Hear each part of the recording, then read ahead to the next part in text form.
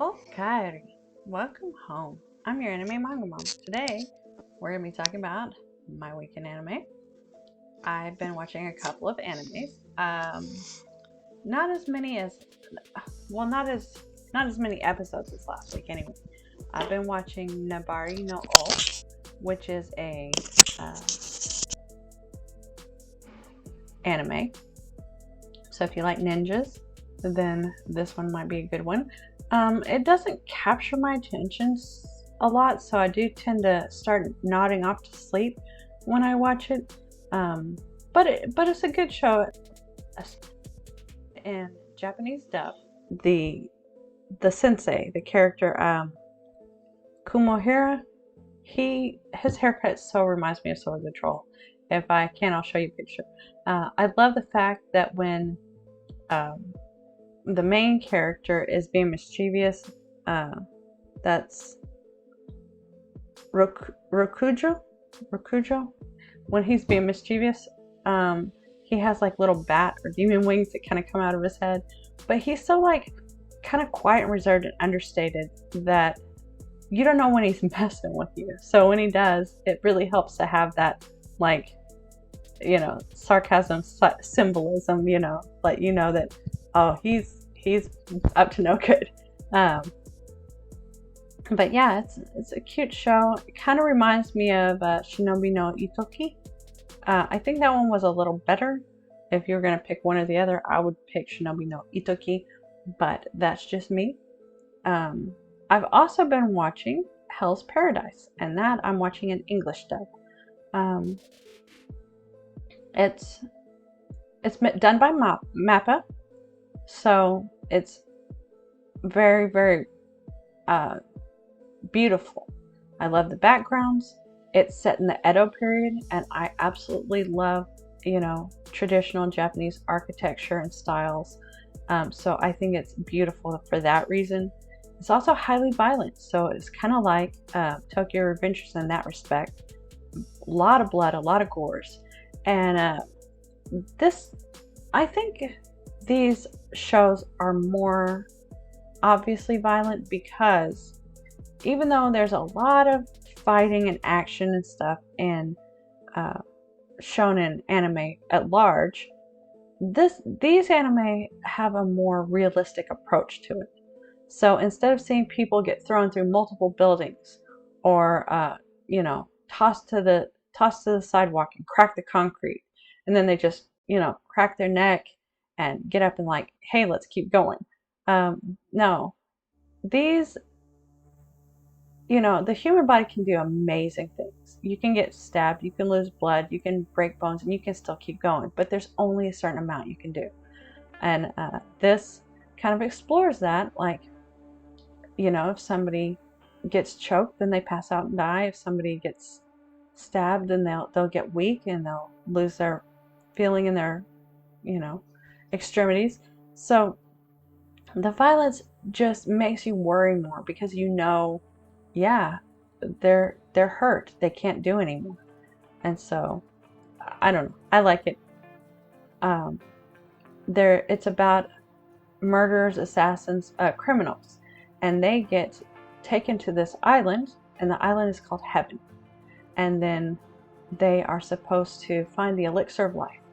But really, the island is filled with all of these like insects and creatures and danger, and it's just not what it looks like, what it appears to be. And they're supposed to find the elixir of life, and then they get a pardon. So the stakes are high. They're a bunch of criminals and assassins, so it's very, very dangerous. And of course, the island itself is very, very dangerous. So, but beautiful show. You get to see the backstories of the characters, so you really connect with them. And like I said, the setting is beautiful. I even like the intro, the map intro where they're on the motorbikes and then they show their logo. I think it's fantastic animation. Yeah, it's a good one. I'm also watching Jojo's, and I'm watching that one in Japanese dub as well. But I'm still on. I'm on the second Joe, and the Pillar Man. and so we're meeting. I've just met him, seen what he can do. He's kind of immune to Jojo's hormone, and so yeah.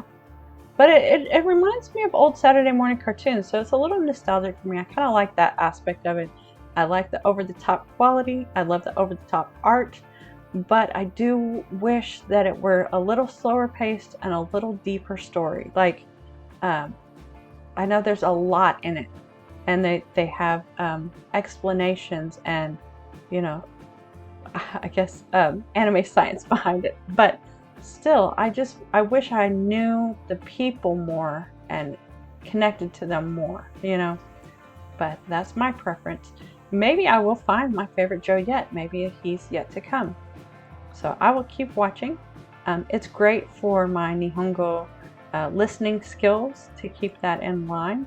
I've really been enjoying and watching anime in Japanese dub. It alters how I see the characters, I think.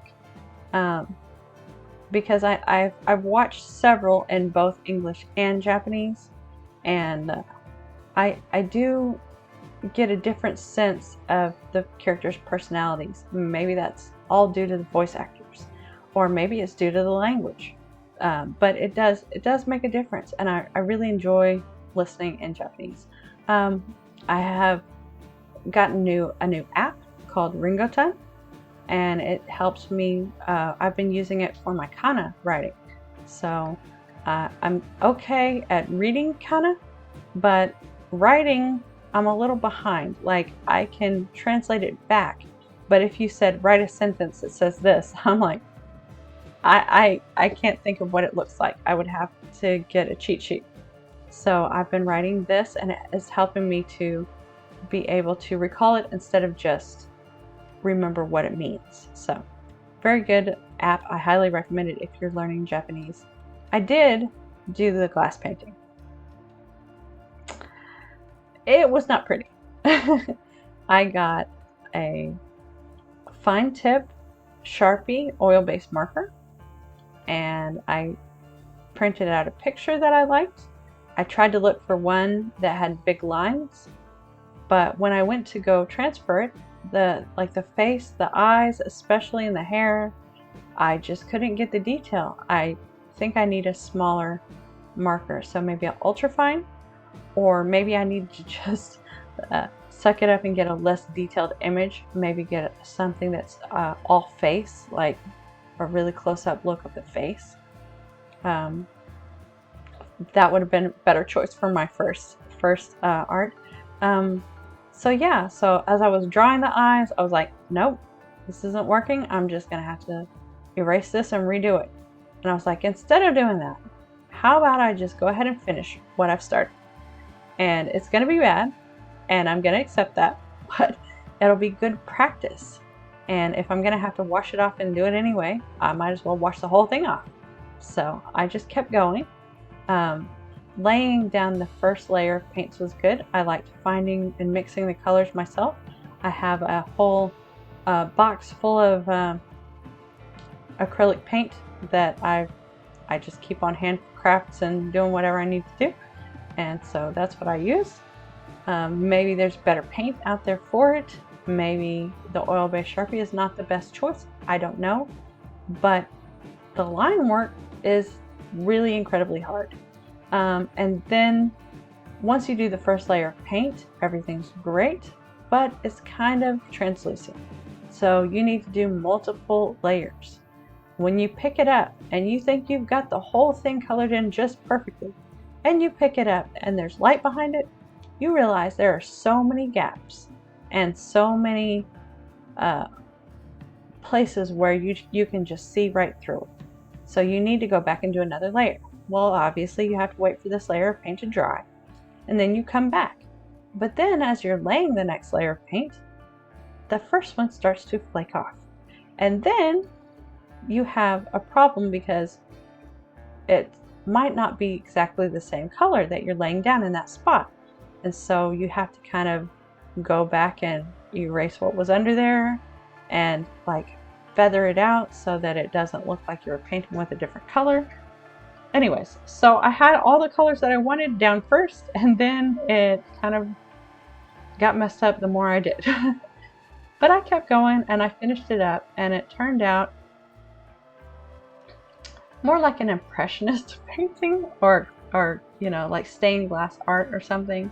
My son did a Monkey D. Luffy, and he had the same problems I did. Of course, this is our first attempt, so maybe I'll go back and do it again another time, but maybe this just isn't where my talent lies. Anyway, I've seen some people on TikTok and YouTube do fantastic artwork, worthy of buying. And mine is definitely not that quality.